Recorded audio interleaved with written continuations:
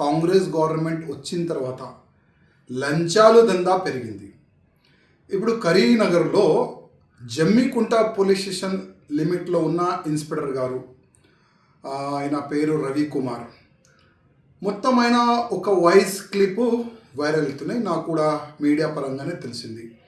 3 లక్షల రూపాయలు ఒక బాధితుడు ఆయన బాత్రూంలో పెట్టిండంట.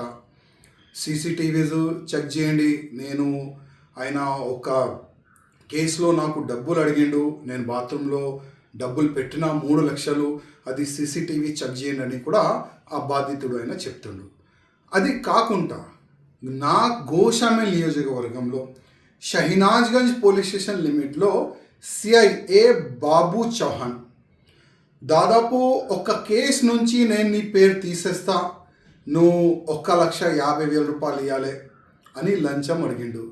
50,000 రూపాయలకి ఆయన ఫిక్స్ అయింది. ఏసీపీ అధికారులు ఈ షహనాజ్గంజ్ పోలీస్ స్టేషన్ లిమిట్లో ఉన్న ఆ ఇన్స్పెక్టర్ని, ఆ బాబు చౌహాన్ని అరెస్ట్ చేసినారు.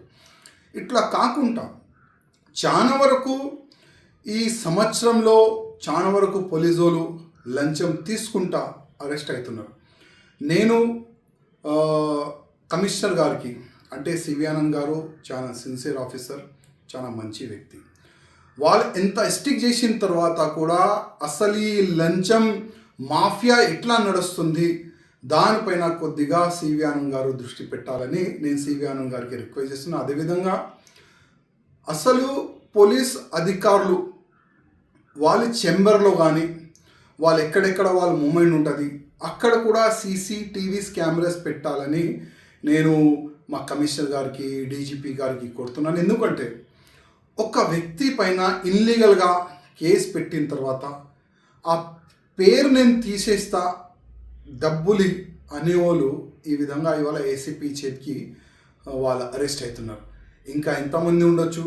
ఒక వ్యక్తి క్రైమ్లో లేదంటేనే ఆయన 50,000 రూపాయలు నేను ఎందుకు ఇవ్వాలని ఏసీపీకి ఫిర్యాదు చేస్తే ఒక ఇన్స్పెక్టర్ అరెస్ట్ అయ్యిండు. ఒకవేళ ఏదైనా ఒక వ్యక్తి క్రైమ్ చేసిండు, వాళ్ళ దగ్గర ఇట్లాంటి ఆఫీసర్లు ఎంత డబ్బులు వసూలు చేయొచ్చు.